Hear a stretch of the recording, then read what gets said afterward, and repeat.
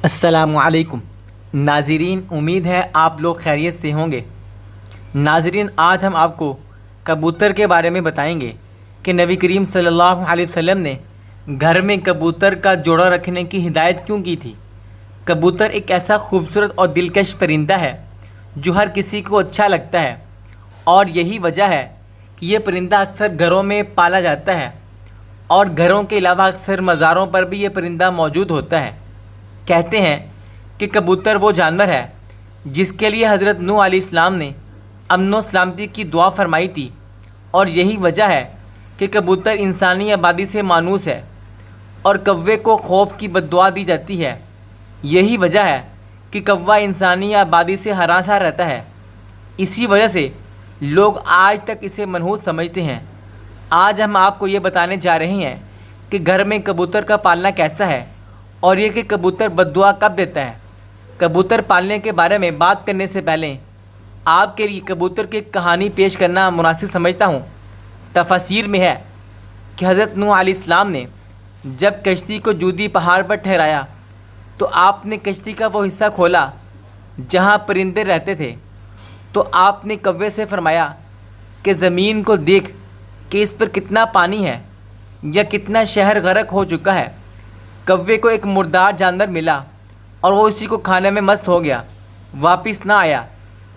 اسی سے عرب کی کہانی مشہور ہے کہ فلاں تو کوے سے بھی زیادہ دیر لگاتا ہے۔ چنانچہ حضرت نوح علیہ السلام کو خشک اور سخت زمین کی ضرورت تھی، اسی لیے اس کے دیر کرنے پر کبوتر کو بھیج دیا۔ اسے زمین کا کوئی خطہ بھی نظر نہ آیا، اسی لیے زیتون کا پتہ لے کر حاضر ہو گیا۔ اس سے حضرت نوح علیہ السلام نے اندازہ لگایا کہ پانی کم ہے، جس سے درخت ظاہر ہو گئے ہیں، لیکن زیر آب ہے۔ چند دن ٹھہر کر پھر اسی کبوتر کو بھیجا تو زمین کی کیچڑ میں اس کے پاؤں پھر لگ گئے۔ واپس آیا تو حضرت نوح علیہ السلام نے اسے دیکھ کر اندازہ لگایا کہ اب پانی زمین میں جذب ہو گیا ہے، لیکن زمین ابھی خشک نہیں ہوئی۔ حضرت نوح علیہ السلام کبوتر کی اس کارروائی پر بہت خوش ہوئے اور اس کے گلے میں سبز رنگ کا توق پہنایا۔ آج وہی توق کبوتر کی اس خوشبختی کی خبر دیتا ہے، اور ساتھ ہی حضرت نوح علیہ السلام نے کبوتر کے لیے امن و سلامتی کی دعا فرمائی۔ یہی وجہ ہے کہ کبوتر انسانی آبادی سے مانوس ہے اور کوے کو خوف کی بد دعا دی۔ یہی وجہ ہے کہ کوا انسانی آبادی سے ہراساں رہتا ہے، اسی وجہ سے لوگ اسے منحوس سمجھتے ہیں۔ یہ تو تھی کبوتر کی کہانی۔ ایک ایسے کبوتر کی کہانی جس نے حضرت نوح علیہ السلام کی بات مانی اور ان کے لیے خبر لانے کا کام کیا۔ فقہا کے نزدیک گھروں میں شوقیہ پرندے رکھنا پالنا جائز اور مباح ہے، بشرطے کہ ان کی غذا اور سردی گرمی اور بارش سے حفاظت کا انتظام کیا جائے، اور جب اہل خانہ کہیں باہر جائیں تو ان کی غذا اور دیکھ بھال کا مناسب نظم کر کے جائیں۔ سیدنا انس رضی اللہ تعالیٰ عنہ کے چھوٹے بھائی، انہوں نے ایک پرندہ پال رکھا تھا۔ جب رسول اللہ صلی اللہ علیہ وسلم ان کے ہاں تشریف لاتے تو ان سے کہتے، اے ابو عمیر، پرندے نے کیا کیا؟ یہ حدیث اس بات کی دلیل ہے کہ آپ صلی اللہ علیہ وسلم نے پرندے رکھنے سے منع نہیں فرمایا۔ اگر گھر میں پرندہ پالنا منع ہوتا تو آپ صلی اللہ علیہ وسلم ضرور انس کے بھائی کو اس بات سے منع فرماتے۔ اسی روایت کی بنیاد پر یہ کہا جاتا ہے کہ گھر میں پرندوں کا پالنا جائز ہے، لیکن جیسا کہ پہلے بھی ذکر ہوا کہ ان کے پالنے کے لیے ضروری ہے کہ پرندوں کی ہر ضرورت کو پورا کیا جائے تاکہ پرندوں کو کسی قسم کی کوئی تکلیف نہ پہنچے۔ چنانچہ کبوتر بھی ایک پرندہ ہی ہے، اس لیے کبوتر کا گھر میں پالنا درست ہے۔ یاد رہے کہ پرندوں کو ستانے کے بارے میں ممانعت موجود ہے، جیسا کہ ابو داؤد میں حضرت عبداللہ بن مسعود رضی اللہ تعالیٰ عنہ کی روایت کردہ ایک حدیث میں کبوتر کا ذکر موجود ہے، جس میں کبوتر اللہ کے رسول کے سر مبارک پر منڈلا رہا تھا اور اپنی زبان میں شکایت کر رہا تھا۔ کسی نے اس کے گھونسلے سے انڈے اٹھا لیے تھے۔ حضور صلی اللہ علیہ وسلم نے صحابہ میں اعلان کیا اور ایک صحابی نے انڈے اٹھانا قبول کیا تو انہیں حکم دیا گیا کہ وہ گھونسلے میں انڈے واپس رکھ دیں۔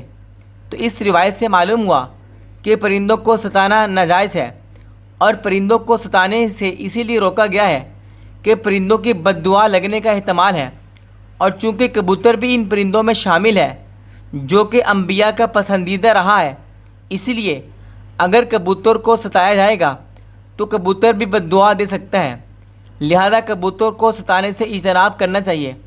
کبوتر کے حوالے سے آپ کو بتاتا ہوں کہ اسلامی تعلیمات اس کے بارے میں کیا کہتی ہیں۔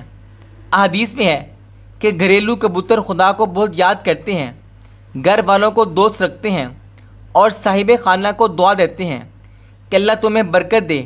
کسی شخص نے اللہ کے رسول سے تنہائی کی شکایت کی تو آپ صلی اللہ علیہ وسلم نے فرمایا کہ ایک جوڑا کبوتر کا پال لو۔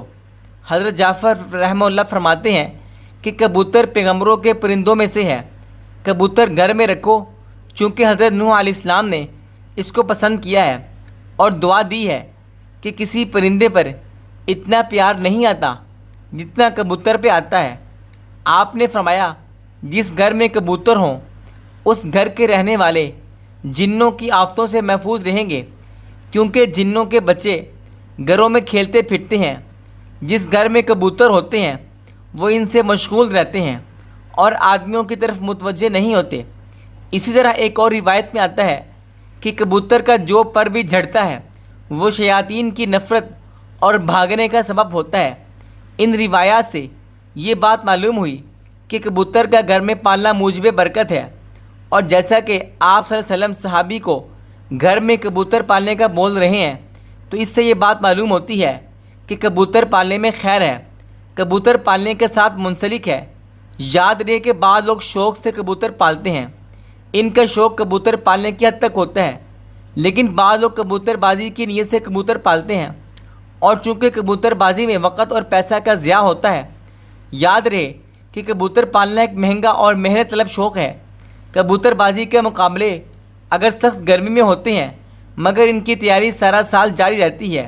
شوقین افراد ایک ایک کبوتر پر لاکھوں روپے خرچ کر دیتے ہیں۔ اعلیٰ نسل کے ان کبوتروں کو خاص طریقے سے تربیت دی جاتی ہے اور یہ مقابلے صوبائی اور قومی سطح پر ہوتے ہیں۔ شوقین افراد آبادی میں جگہ جگہ پنجرے لگا کر اپنے وقت کا کافی حصہ ان پالتو پرندوں پر صرف کرتے ہیں۔